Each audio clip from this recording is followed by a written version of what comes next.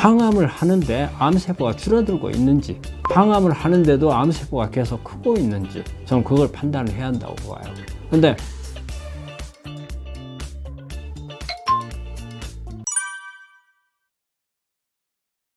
다음 질문은 신영식 님께서 보내주신 건데요. 선생님, 좋은 말씀 감사합니다. 암 전이가 심해서 병원에서 마지막 항암을 하는데 너무 체력이 부족해서 선생님들이 치료하기를 힘들어 하세요. 마지막 암 식단을 알고 싶습니다. 직장암인데 간으로 전이가 되어 복수가 차고 암세포가 커서 잠을 못 이루고 있습니다. 살려야 하는데 식단을 어떻게 해야 할지 박사님께 조언을 듣고 싶습니다. 꼭 알려주시면 감사하겠습니다.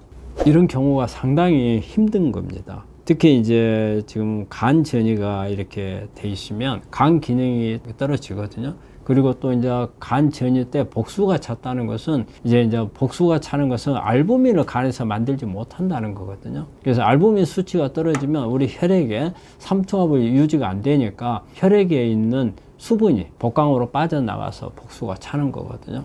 근데 간이 안 좋기 때문에 여러 가지 음식이라든지 이런 부분들을 소화도 어려워요. 지금 항암을 하고 계신다면 저는 이제 이걸 말씀드리고 싶어요. 항암을 하는데 암세포가 줄어들고 있는지, 항암을 하는데도 암세포가 계속 크고 있는지, 저는 그걸 판단을 해야 한다고 봐요. 근데 이렇게 사귀신 분들이 항암을 하는데 함에도 불구하고 암세포가 크는데도 항암을 계속 하시는 분들이 있어요. 이제 우리가 마지막 지푸라기 잡는다는 심정으로 하시는데 이럴 때는 과감한 결단이 필요하다고 생각을 해요. 만약에 암세포가 항암을 함에도 불구하고 성장을 더 한다, 덩어리가 커진다, 저는 그때는 항암을 안 하시는 게 답이라고 생각해요. 항암을 하면은 내거 정상세포는 죽어요. 그러니까 기능이 더 떨어지죠. 하지만 암세포는 안 죽는단 말이에요. 오히려 더 잘 커버릴 수가 있어요.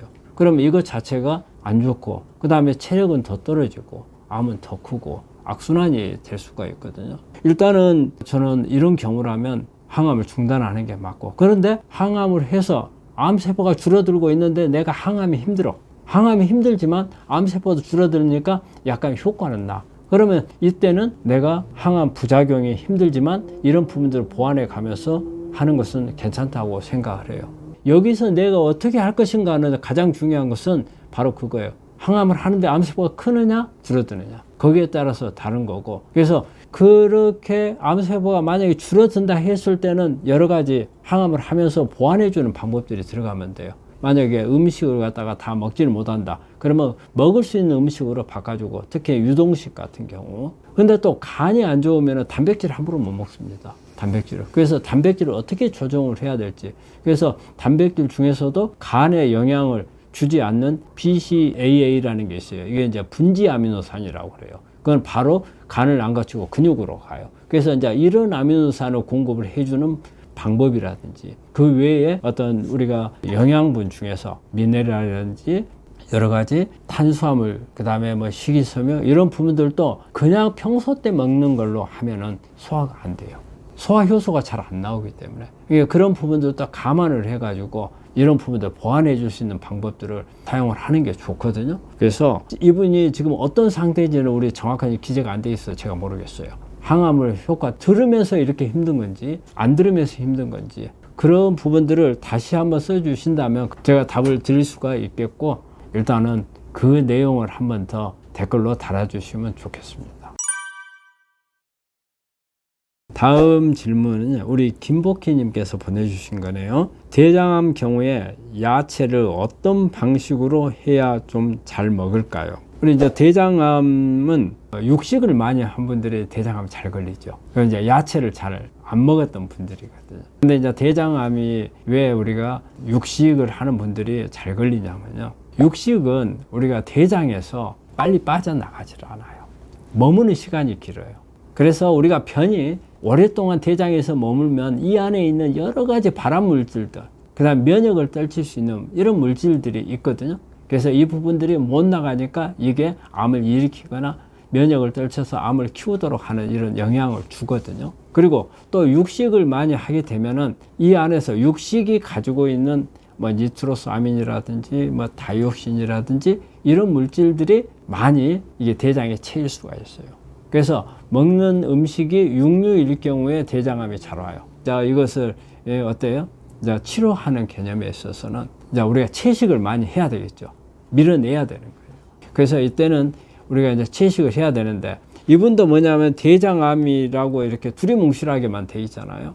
그래서 이런 부분에서는 수술을 한 분인지, 아니면 지금 수술을 못하고 있는 분인지, 아니면 장루를 하고 계신지, 이런 부분들을 알아야 정확하게 답을 드릴 수가 있는데, 우리 특히 대장암 중에서 S결장을 드러내버린 부분에 있어서는 이게 좀 달라져요. S결장에서 어떤 역할을 하냐면요, S결장에서 우리 수분을 흡수를 해요. 수분을. 그래서 이게 수분을 흡수하는데 S결장을 드러내버리면 엄청나게 변이 빠져나가는 속도가 빨라요. 그거 되게 설사가 많이 나요. 왜? 수분이 몸 안에 흡수가 안 됐기 때문에 변으로 나가버리거든요. 그렇게 되면 우리가 야채를 많이 먹게 되면 야채가 또 변을 빨리 나가게끔 만드는데 S결장이 없어서 더 빨리 나가고 이게 변이 설사처럼 빠져나가거든요. 그래서 이러려면은 거기에 따라서 이게 조절이 돼야 돼요. 이분도 마찬가지로 야채를 먹는데, 근데 이제 우리가 수술을 하거나 했을 경우에는 야채가 이 변으로 빠져나갈 때 좀 더 좋으려면 우리가 식이섬유 많은 야채를 먹어야 되는데, 그 중에서도 수용성 식이섬유, 불용성보다는 수용성 식이섬유를 많이 먹는 게 대장을 자르는 그런 수술 방법을 쓰게 되면은 좀 더 수용성이 많은 게 좋아요. 조금 본인이 어떤 상태인 건지, 수술을 한 건지, 아직 수술을 안 한 건지, 아니면은 어느 부위로 수술했는지를 좀 알려주시면 거기에 맞춰서 설명을 해드릴 수 있을 것 같습니다. 다음 질문은 우리 도토리님께서 보내주신 거네요. 스파게티 같은 거는 올리브 오일로 조리하던데요. 이것도 먹으면 안 되나요? 우리 스파게티 저는 별로 그렇게 많이 권하지는 않습니다. 올리브 오일 때문에 권하지 않는 건 아니고요. 스파게티 안에 드는 탄수화물 때문이죠. 탄수화물이. 그래서 이게 이제 밀가루로 만드니까, 우리가 밀가루는 어때요? 단순 탄수화물 있잖아요. 그래서 포도당, 혈당 수치를 높이게 되고 결국 암을 키울 수 있는데 좋은 먹잇감이 되는 거잖아요. 그래서 많이 드시는 것은 그렇게 권하지 않고, 단지 올리브 오일은 뭐 나쁘진 않습니다. 올리브 오일 때문에 먹으면 안 된다, 그건 아닙니다. 우리 이노베이션님께서 보내주신 거네요. 김의신 박사님은 우리나라 암 환자는 암보다도 먹지 못하고 체중이 줄고 영양실조로 죽는 사람들이 더 많다고 하시던데요. 무엇이 옳은지 모르겠네요. 유유 이러셨어요. 우리 김의신 박사님은 사실 많이 알려져 있는 그런 분이잖아요. 근데 그분이 말씀하신 우리가 암 환자는 암 때문에 죽는 것보다는 굶어 죽는다, 이 말씀 하셨잖아요. 근데 이 말씀은 뭐 책에도 많이 나왔던 이야기거든요. 근데 이제 우리가 이제 그건 어느 정도 맞다고 생각을 해요. 왜냐하면 일단은 암 환자는 암이 진행이 되면 악액질이 오잖아요. 그러면은 입맛도 없어지고 먹지를 못해요.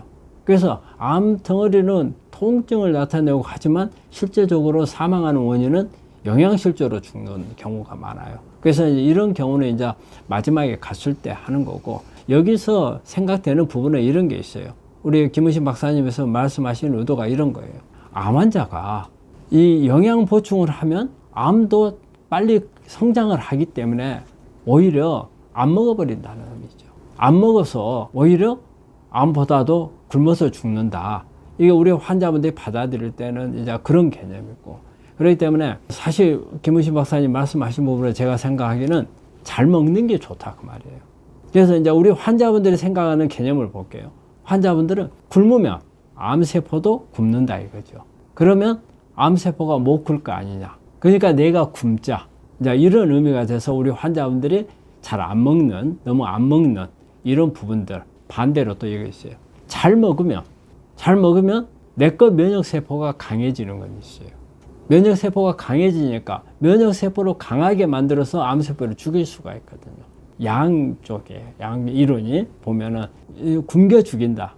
그런데 또 한쪽은 잘 먹어서 면역세포를 활성화시켜가지고 암을 죽여야 된다. 이제 이 양쪽이거든요. 근데 제가 볼 때는 그래요. 우리 환자분 의도도 이제 거기에 있는 것 같아요. 우리가 굶겨 죽이는 걸, 암을 굶겨 죽이기는 어렵습니다. 굶겨 죽는 것은 나보다도 암은 더 안 굶어요. 나는 내가 굶어가지고 배가 고프고 막 예? 하는데 암세포는 내 몸 안에 있는 것들 다 갖다 써버려요. 갖다 쓰니까 나는 굶고 있는데 실제적으로는 암은 잘 굶지 않는다. 그 점을 생각을 하셔야 되는 거죠. 그러면 이제 반대로 해봅시다. 그러면 잘 먹어요. 잘 먹으면은 우리 면역세포 활성화 되겠죠. 근데 여러분들이 생각할 때 암세포도 잘 클 거 아니에요. 면역세포도 올라가지만 암세포도 잘 크기 때문에 또 그것도 아닌 것 같아요. 그러면 여기서 제가 이제 답을 드릴 수 있는 것은 나는 잘 먹고 암세포는 못 먹게 하는 방법을 찾아야 되죠. 그거라고 봐요. 그래서 이제 식단을 그렇게 바꿔야 되는 게 중요한 거죠. 나는 잘 먹고 암세포를 못 먹게 하는 거.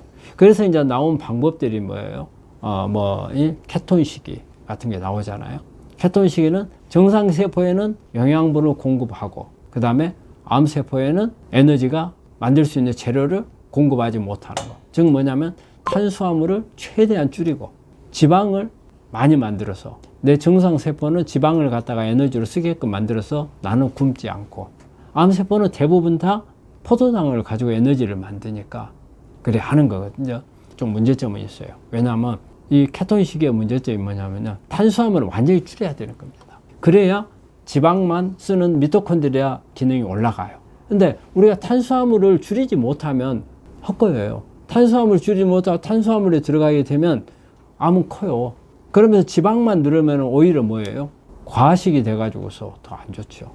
그래서 탄수화물을 최대한 줄여야 되는데 그게 무척 어려워요.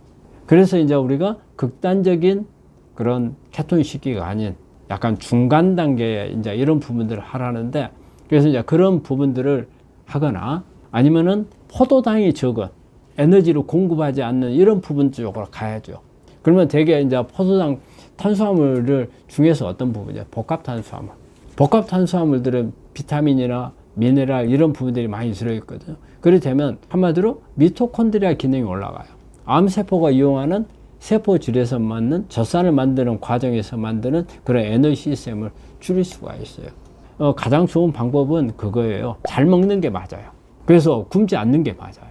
하지만 나는 굶지 않고 암세포만 굶지 않게끔 하는 게 가장 좋은 방법이에요. 그래서 우리 김의신 박사님 말씀하신 의미도 그런 의미에 대해서 말씀하신 거예요. 잘 먹되 암세포는 잘 그렇게 먹지 못하게 하는 그런 시스템으로 가야 된다는 거예요. 예. 오늘 이 시간에는 면역에 대해서 알아봤습니다. 근데 우리 환자분들 사실은 면역에 대해서 관심은 있다고 봐요. 면역을 내가 높여야 된다. 근데 어떻게 높여야 되는지 이런 부분들을 잘 모르고, 또 내 면역이 어떻게 되어 있는지 이런 부분들을 잘 모르고, 또 하나는 대학에 교수님들이 면역 항암제 외에 우리 환자가 가지고 있는 면역에 대해서는 그렇게 환자분들한테 설명을 잘 안 해주시거든요. 그러다 보니까 소홀하기가 쉬운데 면역은 아주 중요합니다. 그래서 여러분들한테 오늘 제 강의를 마치면서 팁은 꼭 면역은 검사를 좀 하셔서 꼭 파악을 해서 내가 어떤 상태인지를 아는 게 중요하다. 그 말씀을 드리면서 마치도록 하겠습니다. 네, 감사합니다.